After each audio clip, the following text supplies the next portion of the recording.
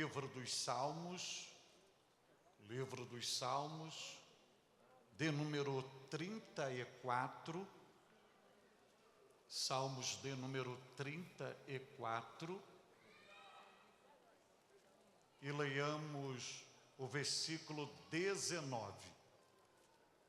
Muitas são as aflições do justo, mas o Senhor o livra de todas. Amém. Como este versículo é familiarizado a todos nós, eu sugiro e convido a noiva do Cordeiro a recitá-lo todos numa uníssona voz. Vamos lá? Muitas são as aflições do justo, mas o Senhor o livra de todas. Amém? Vê se esse versículo começa com a palavra muita. Muita. Vê se muita está no plural. Ok, muita. Vê se você consegue mensurar a quantidade que está aqui. Você consegue me dizer se são 10, 100, 1000, 10 mil, 100 mil? Não há um matemático, não há um químico, não há ninguém que possa dizer a quantidade exata é esta. A Bíblia só diz que são muitas, mas não mensura a exatidão. E a Bíblia vai dizer o que são muitas. E ela vai dizer que muitas são as aflições. As aflições. Mas a Bíblia não diz que muitas são as aflições. A Bíblia vai dizer de quem são essas muitas aflições. E a Bíblia vai dizer que é do justo. Se você analisar gramaticalmente, parece que há um equívoco, um paradoxo aqui neste versículo, especialmente na parte A, porque muitas está no plural, aflições está no plural, logo o justo deveria também estar no plural. Ou seja, a frase pelo menos deveria ser: muitas são as aflições dos justos, mas justo, por uma regência do bendito Espírito Santo, está no singular.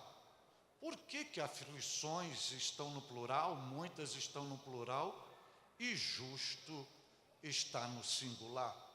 Nós vamos entender um pouco disto, segundo a mentalidade divina, e a Bíblia vai dizer: mas o Senhor o livra de todas.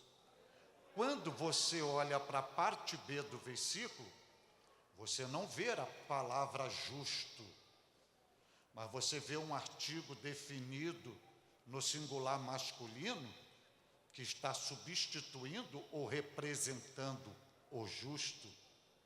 Mas na parte A do versículo, você não vê a palavra Senhor, você só vai vê-la na parte B do versículo. Mas isto também não significa que ele não esteja presente na parte A do versículo. E à luz da Bíblia, a gente vai entender hoje: muitas são as aflições do justo, mas o Senhor o livra de todas. Quando você olha para esse salmo, é um cântico, é uma exposição de agradecimento, de reconhecimento, de louvor, de adoração, e ao mesmo tempo é uma anamnese da alma do salmista, onde ele está fazendo uma exposição do seu interior. Os entendidos no inário de Israel, que são os salmos, vai dar a paternidade desse cântico ao salmista Davi.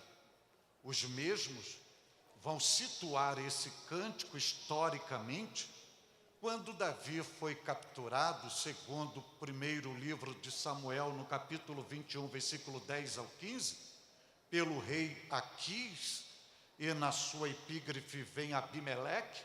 Os entendidos dizem que Abimeleque é um título dado aos reis, ou uma probabilidade do segundo nome de Aquis, mas a Bíblia registra Aquis. Foi quando Davi foi capturado, e quando ele viu que não tinha saída das mãos de Aquis, usou uma estratégia, se comportando como um louco, ou como se estava tendo um ataque epilético, fazendo a sua saliva jorrar sobre a sua barba, mudou a alteração da sua máscara facial e a sua expressão comportamental. Foi quando o rei diz: afasta esse homem de mim, retira da minha presença, porque eu já estou cheio de pessoas doidas aqui e vai me trazer mais um. Mas Davi não tinha nenhum quadro neurológico ou sintoma de loucura, foi apenas uma estratégia que ele utilizara para escapar da mão do seu adversário. E quando ele escapa, ele vai cantar este louvor segundo os entendidos. E este louvor, ele vai expressar a bondade de Deus, a fidelidade de Deus, e você vai ver o verbo livrar muitas vezes se repetindo neste salmo, por causa do livramento que o Senhor lhe dera. E quando chegamos no versículo 19, o salmista canta: muitas são as aflições do justo, porque as aflições eram características presentes na historicidade da sua vida. Ele resume todas as aflições dele de forma animalesca, projetando em 3 animais que ele vencera. Ele vai dizer, 2 animais e um ser humano. Ele vai dizer e testemunhar que ele venceu o urso, que ele venceu o leão, e por fim ele venceu o gigante. Tipologicamente, o urso é o mundo, o leão é a carne e o gigante é o diabo.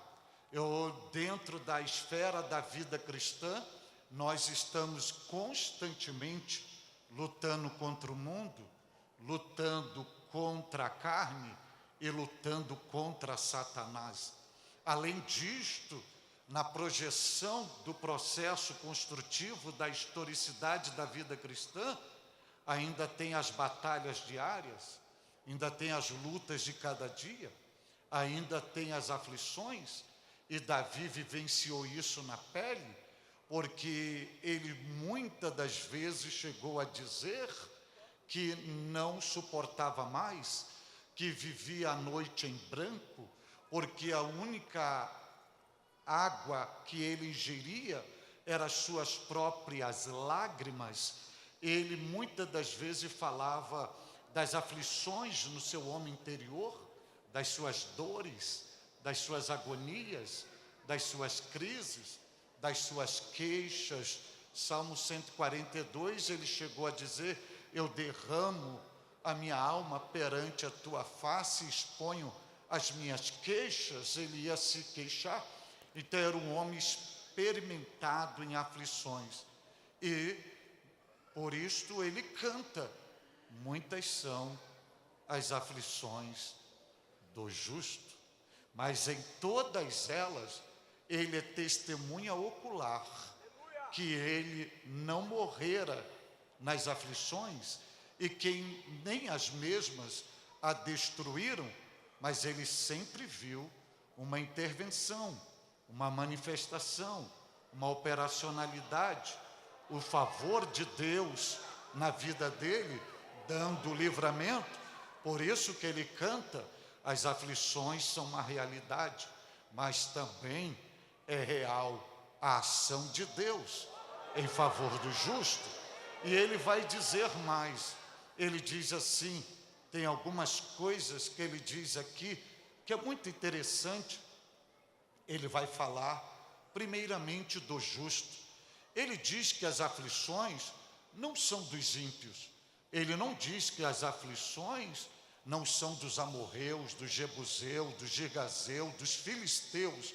Ele diz que as aflições não são de quem não tem aliança com Deus. Ele diz que as aflições também não é para qualquer classe de pessoa.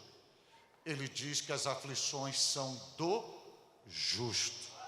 A Bíblia dá dois conceitos para a palavra justo. O primeiro conceito é o veterotestamentário, que no Antigo Testamento, o justo é sinônimo de retidão, é sinônimo de caráter ilibado, é sinônimo de integridade, é sinônimo de sinceridade, é sinônimo de uma vida íntegra, perfeita, temente, que se desvia do mal. O justo, Deus dá testemunho dele, como deu no caso de Jó ao próprio Satanás. De onde vieste? Pergunta o Senhor a Satanás. Eu venho de rodear a terra e passear por ela, responde o mesmo. E o Senhor, e observaste lá o meu servo Jó, homem íntegro, homem reto, homem sincero, homem temente, homem que se desvia do mal, e não há na terra ninguém semelhante a ele. Deus dá o currículo vitae de Jó a Satanás, e o resumo deste currículo é: ele é um homem justo. Mas no Novo Testamento nos apresenta outro conceito de justo. No Novo Testamento, justo é aquele que merece o juízo de Deus por causa dos seus delitos e atos pecaminosos que feriram a santidade de Deus, entristeceram o Espírito Santo, e por causa dos seus atos pecaminosos deveria ser condenado, mas via a obra expiatória e sacrificial de Jesus Cristo na cruz do Calvário, derramando o seu sangue, Deus, ao invés de sentenciá-lo à condenação eterna, o absolve declarando justo. Por isso que a Bíblia vai dizer, na linguagem paulina, que nós fomos justificados pela fé por meio de Cristo Jesus. E canta Paulo em Romanos 8:1, nenhuma condenação há para os que estão em Cristo Jesus, que não andam segundo a carne, mas segundo o Espírito. Mas mesmo assim, a veracidade bíblica afirma: muitas são as aflições do justo. E a palavra aflição? A palavra aflição, tanto no Antigo Testamento, no Novo Testamento, ela vai apresentar um conceito, uma ideia. A palavra aflição apresenta uma ideia do dia mau, apresenta a ideia de adversidade, apresenta a ideia da infelicidade, apresenta a ideia de tristeza profunda, não da tristeza natural que faz o dualismo do ser humano entre alegria e tristeza, mas a tristeza doentia, psicossomática. A palavra aflição apresenta uma ideia de algo ruim, algo tenebroso. Mas quando você vai na raiz da palavra aflição, na sua raiz no aramaico, vai expressar 3 significados, e guarde bem isso, porque nós vamos falar um pouco sobre isso. O primeiro significado é quebrar. A aflição, no seu primeiro significado, é despedaçar. E o terceiro significado é esmagar. E muitas expressam a ideia de uma quantidade excessiva, inumerável, sobremaneira. Aí chega o salmista e canta: não dá para mensurar, muitas são as aflições, a chegada do dia mau, quando Deus nos quebra, nos despedaça e nos esmaga. Quando Ele escolhe o justo para investir o justo, e no justo Ele vai quebrar, Ele vai despedaçar, Ele vai esmagar. Mas o mesmo Deus que permite as aflições, canta o salmista, mas o Senhor o livra de todas. Antes de fazer um caminho neste versículo, eu gostaria que você entendesse que Deus te trouxe aqui para lhe dizer que o dia do livramento chegou.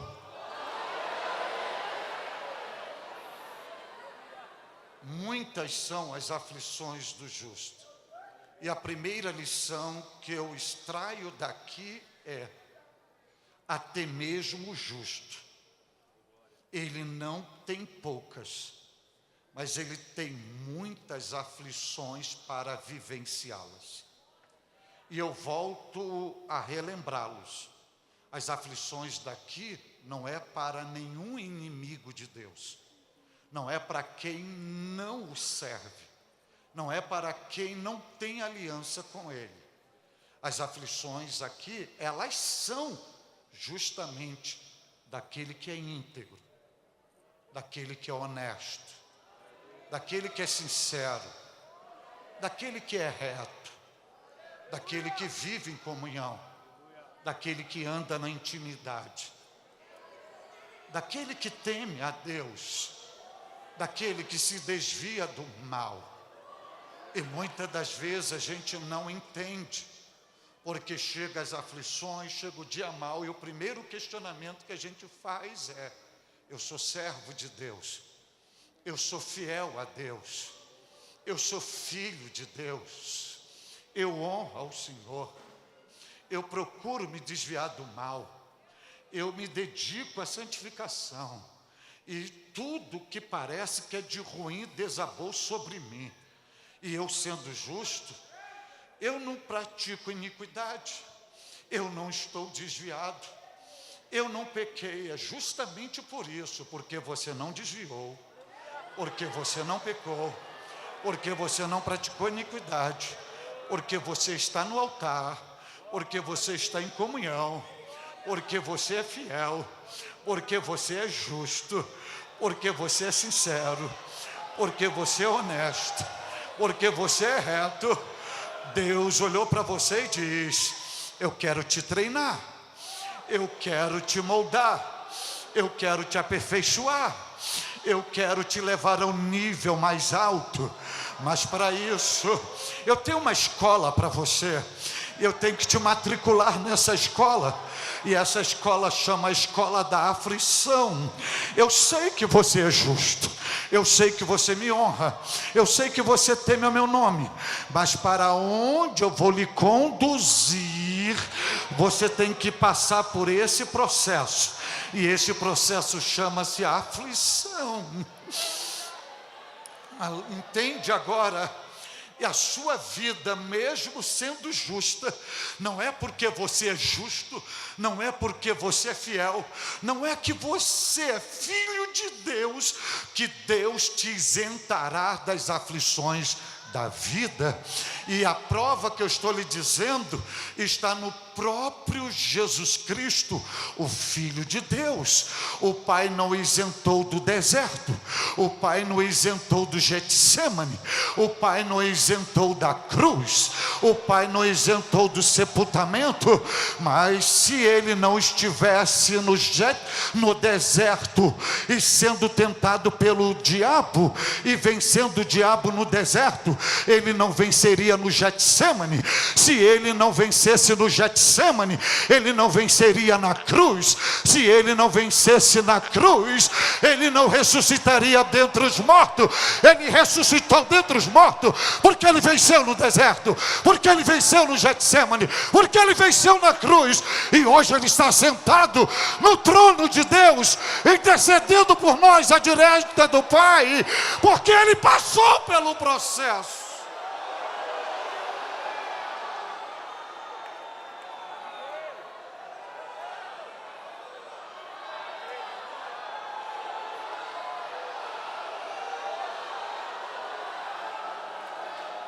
E estas aflições, à luz da Bíblia, elas têm duas dimensões. A primeira dimensão é a dimensão externa. E Jesus vai dizer isso em João 16:33, quando ele diz: no mundo tereis aflições. Ele não disse: no mundo sereis. Você não é aflição, você só tem aflição.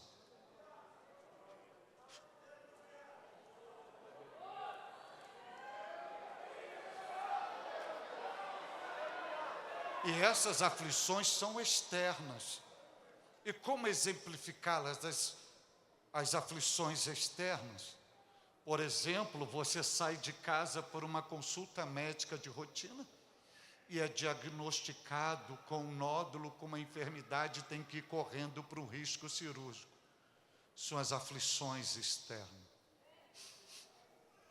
É um filho que você criou nos princípios éticos, morais, bíblicos, espirituais, e quando ele se tornou, ou ela se tornou adulto ou adulta, opta por caminhos contraditórios à sua fé, aos seus princípios, e vai seguir um rumo totalmente avesso que você jamais imaginou.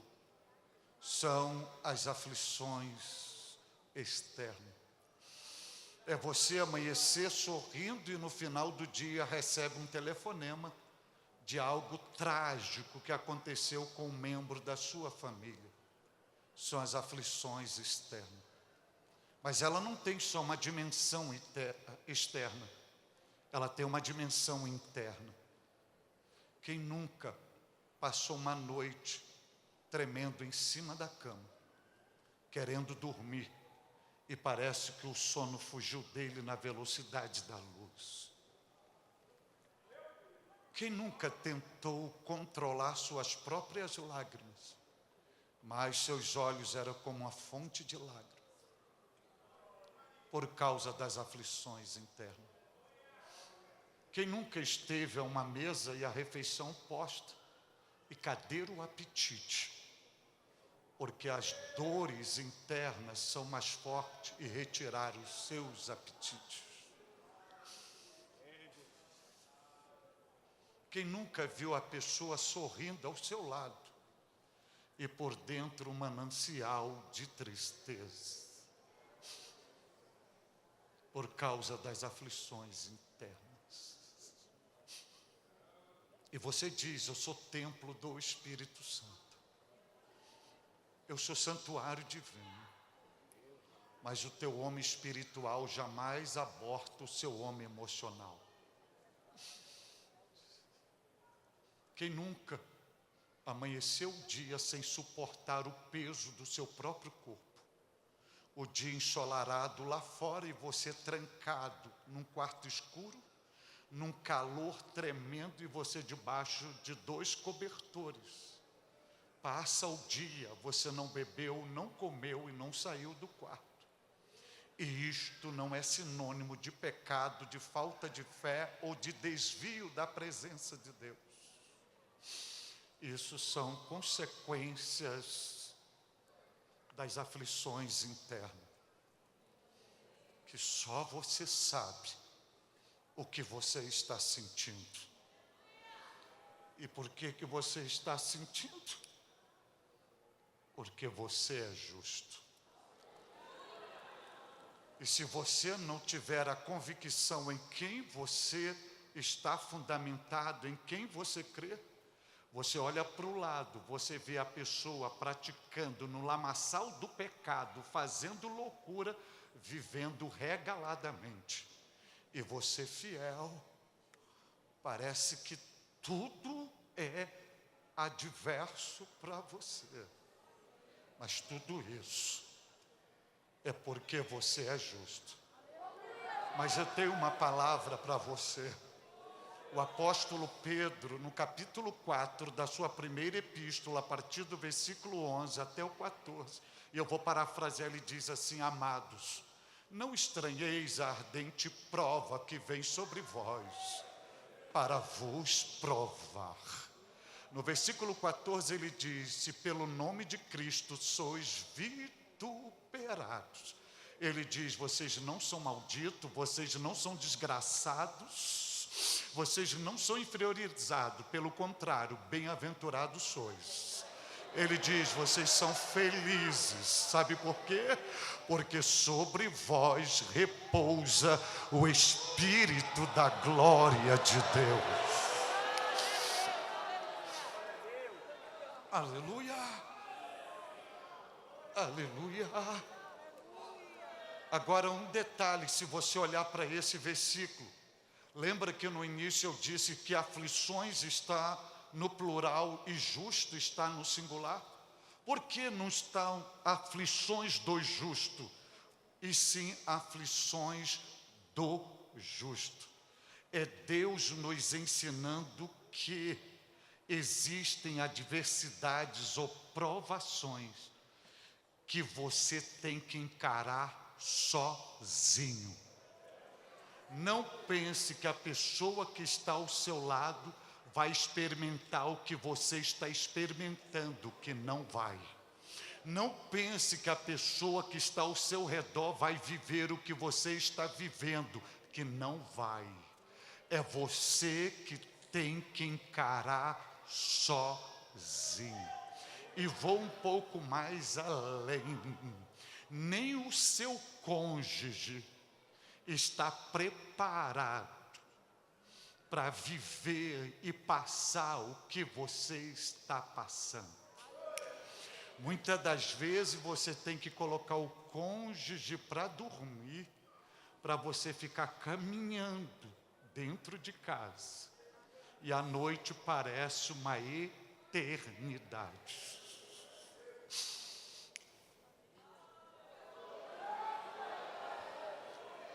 Não espere ombro amigo, porque Deus não permitirá ombro amigo, porque esta você tem que encarar sozinho. Não espere mão estendida, porque Deus não permitirá mão estendida. Esta você vai ter que encarar sozinho. Aí você me diz assim: mas isso não pode ser. Então eu vou lhe provar biblicamente: você não é melhor do que Jesus. Você não é melhor do que Jesus. Jesus está no Getsemane. Ele levou Pedro e Tiago e João para dentro do Getsemane para orar com ele. Ele não queria nada dos três, ele só queria que os três acompanhassem em oração. E ele foi orar. E quando ele volta, estão os três dormindo. Existem provações que é só você que vai ter que orar. Enquanto a maioria estará dormindo, você romperá amanhã e verá pela fresta da janela o sol raiando, e você com o joelho, com a boca no pó, sozinho, orando, orando, orando, orando. Pedro e Tiago, em momento algum, com João, oraram por Jesus. E com Jesus, nem oraram por ele, nem com ele. Todos os 3 períodos foi ele orando sozinho. E quem estava servindo o cálice do sofrimento não era homem e não era o diabo, era o próprio Pai. Tudo que está acontecendo com você até o momento não é culpabilidade sua e não é obra do diabo, porque a tua vida não é regida por Satanás. Tudo que está acontecendo com você está debaixo de um governo, de um controle, de um domínio, de uma permissão, de uma soberania, porque a sua vida é regida pelo próprio Deus, o Todo-Poderoso, e é Ele que está servindo o cálice, é Ele que está te servindo pessoalmente, e isso não é injustiça, não é falta de amor, não é ingratidão, é porque Ele acredita no teu propósito, Ele acredita no teu potencial, Ele sabe que você vai passar por essa e você cumprirá a missão que Ele te designou. Ele só está esperando você ouvir: Pai, eu abro mão da minha vontade e me rendo à tua vontade. Se é para beber, eis-me aqui.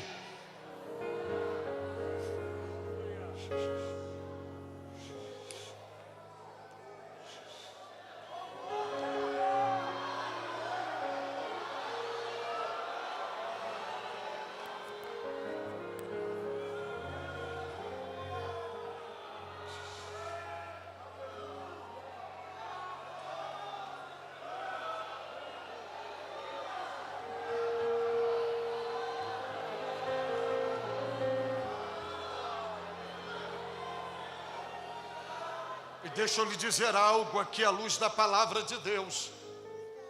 Existe um momento que, mesmo sendo justo, as aflições, elas são tão pesadas,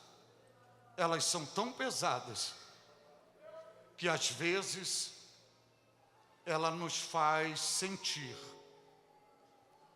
como uma cana esmagada pela moenda.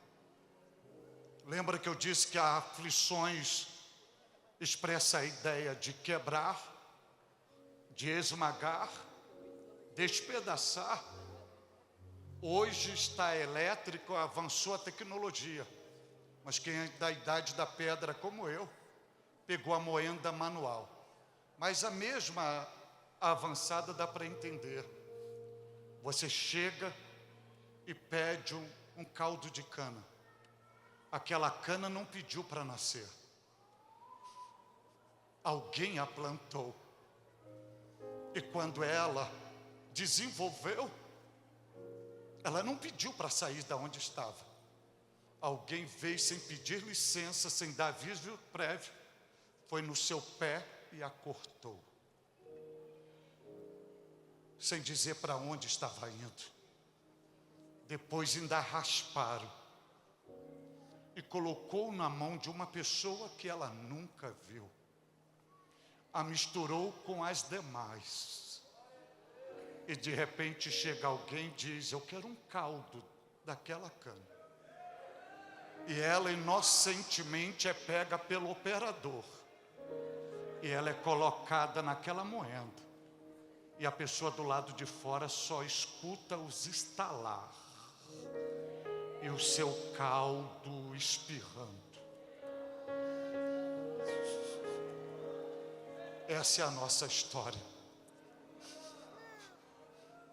Muitas das vezes a batalha é tão grande que a gente se sente dentro de uma moenda. Estala tudo.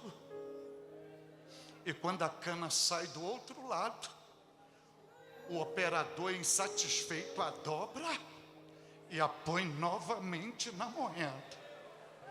Sabe por quê? Porque ele entende que ela ainda tem caldo.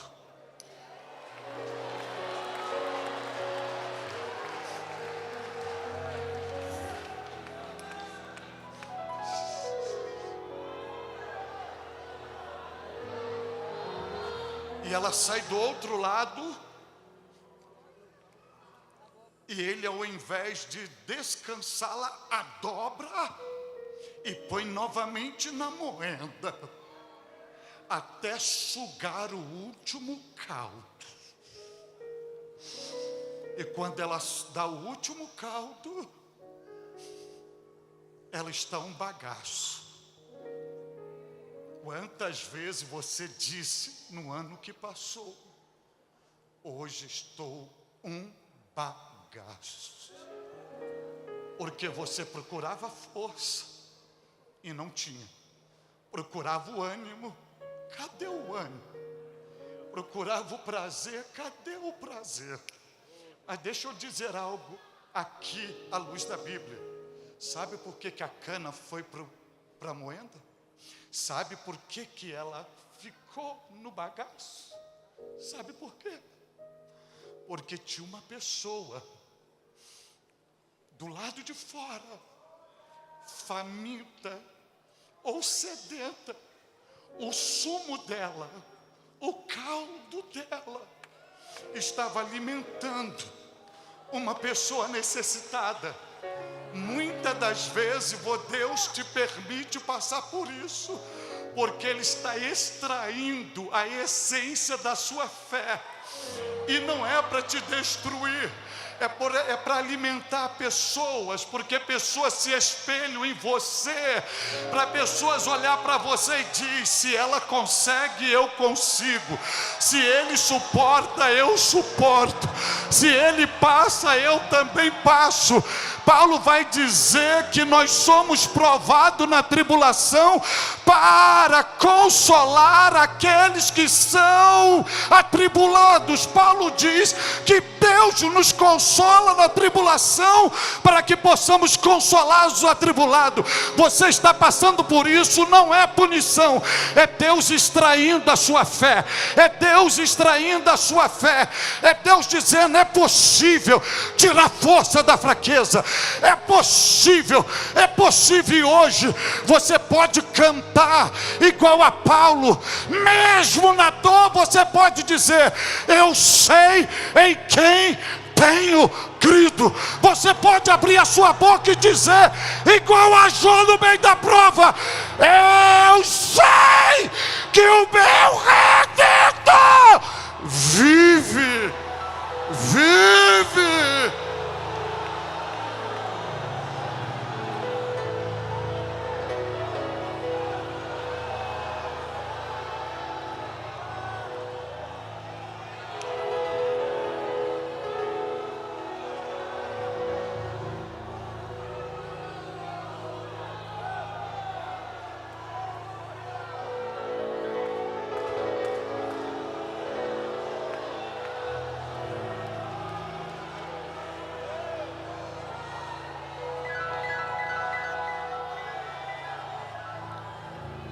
Agora olhe para esse versículo. Eu pedi para você ficar com a sua Bíblia aberta por bondade.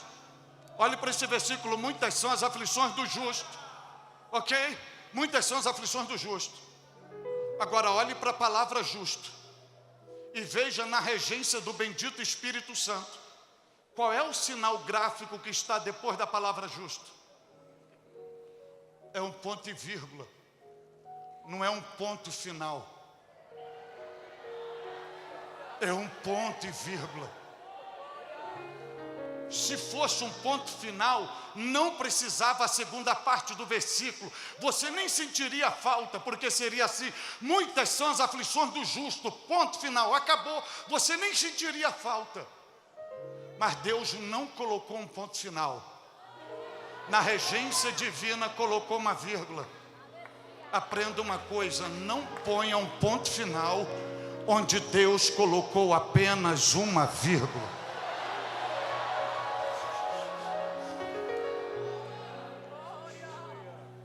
E o que é essa vírgula? Na gramática portuguesa é uma pausa que se dá na frase para a renovação do fôlego ou do oxigênio, sinalizando que a frase não terminou, ela ainda tem um complemento. Veja que o justo, na parte A, está no versículo, está em aflição, mas Deus não coloca um ponto final, Ele coloca uma vírgula. É como se Deus estivesse dizendo o seguinte: no meio da aflição, renove o fôlego, renove o oxigênio, ainda não acabou a história. eu ainda não te dei o último capítulo. Vem algo aí que os seus olhos ainda não viram, seus ouvidos ainda não ouviram, e que nem desceu ao seu coração. Vem algo aí. Então Deus está lhe dizendo esta noite: renova o fôlego. E outra, se tem vírgula, é porque o justo, mesmo ferido, mesmo quebrado, mesmo esmagado, mesmo despedaçado, ele está respirando, ele está vivo. Isto que você está vivendo não é para te destruir. Deus não te dá prova para te matar. Ele está te dando isso para só te treinar, só para te aperfeiçoar, só para te amadurecer. Deus está te dizendo, e receba esta palavra: nenhuma aflição te atormentará para sempre. Elas têm os dias contados. O Deus que permite ela iniciar é o Deus que sabe qual é o meio, mas quando chega o fim ele diz: acaba, acaba, acaba. Os dias das tuas aflições estão contados. E por que eu digo isto? Por que eu digo isto? Porque depois da vírgula, vê se está escrito assim: mas. Deixa eu parar um pouco nesse mas. Não é mais, não é somativo, não é matemático, é mas. É uma conjunção coordenativa adversativa, que gramaticalmente significa que tudo que foi dito anteriormente vai ser negado ou desconstruído. Mas, quando Deus coloca o mas, é Deus dizendo: a vida que eu estabeleci para você não é só de aflição, não é só de guerra, não é só de dor. Tem luta, mas tem vitória. Tem tristeza, mas tem alegria. Tem deserto, mas tem manancial. Tem guerra, tem paz. Tem ferida, mas tem bálsamo. Tem perda, mas tem restituição. Tem morte, mas tem ressurreição. Quando Deus coloca um mas, Deus está dizendo: olhe para sempre, não olha para trás, porque se você olhar para trás, é só dor, é só marca negativa, é só sofrimento. Olhe para frente, porque vem aí um novo tempo, uma nova fase, uma nova estação, uma nova época. Vem algo novo da parte de Deus aí, vem algo novo da parte de Deus aí. Mas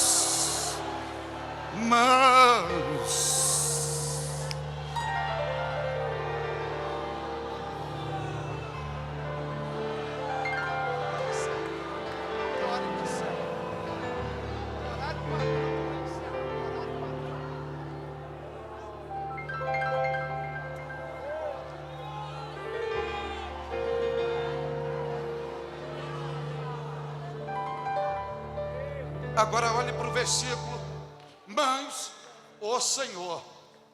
Se você olhar para a parte A do versículo, você não vê escrito o Senhor, você só vê escrito o Senhor na parte B do versículo. Agora, por que não Deus, e sim exatamente o Senhor? Porque Deus, na sua multiforme faceta ministerial e pessoal, Ele se revela de acordo com seus propósitos. Aqui Ele se revela com seu aspecto geovístico e não eloístico, o Deus transcendental. Ele se apresenta como o Senhor, o alto existente, o Deus do pacto, o Deus da aliança, o Deus próximo, o Deus junto, o Deus que convive com o homem.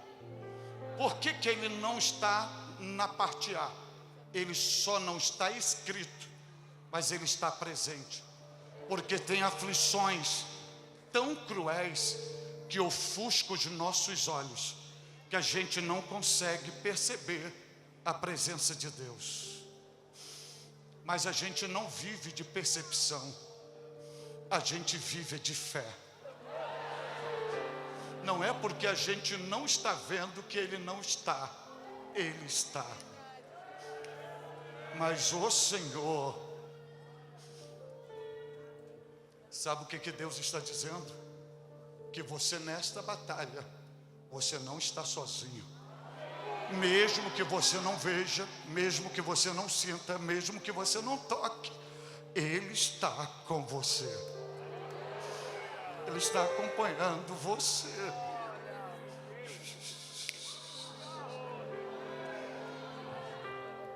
E eu vou encerrar hoje a minha ministração, por respeito a vocês.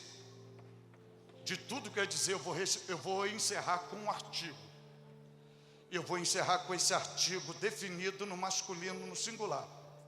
Vê se diz assim: mas o Senhor o livra. O livra. O livra.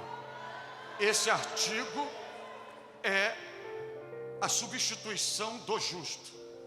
Agora, olha para esse versículo e vamos analisar esse versículo. O Senhor diz assim, a Bíblia diz: mas o Senhor o livra de todas. Agora veja aqui o que a Bíblia está dizendo.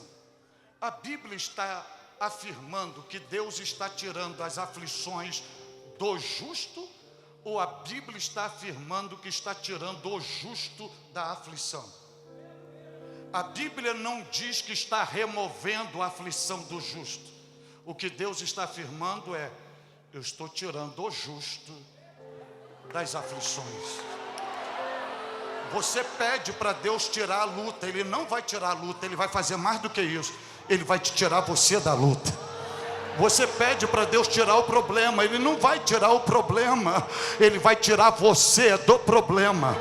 Você pede para Deus tirar a enfermidade, Ele não vai tirar a enfermidade, Ele vai arrancar você da enfermidade. Aí você me diz assim: pastor, me prove isso biblicamente.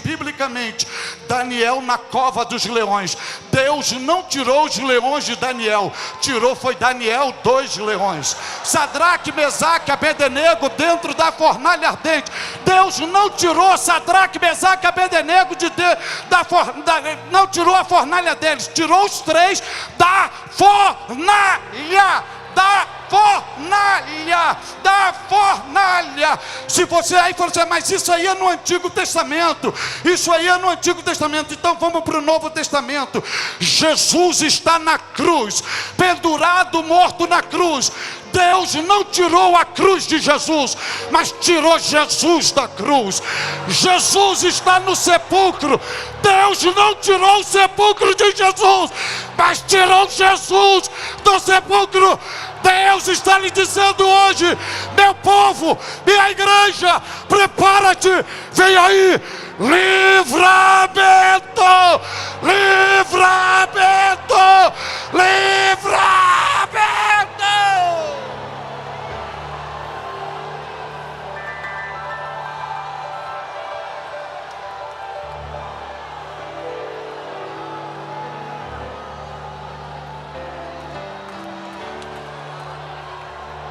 Olhe para mim aqui, por favor. Eu estou a média 1 hora ministrando a palavra de Deus, sem mandar você dar glória a Deus, sem mandar você dar aleluia, só liberando a palavra de Deus. E olha aqui para mim: se Deus é vivo, se Deus habita nesta casa, se Deus está usando meus lábios, e a palavra dele na minha boca é a verdade, em alguns segundos ele dará um sinal da sua gloriosa presença neste lugar. Eu repito: se Deus é vivo, se Deus habita nesta casa, se Deus está usando meus lábios, e a palavra dele na minha boca é a verdade, em alguns segundos ele dará um sinal da sua gloriosa presença neste lugar. Aguardem.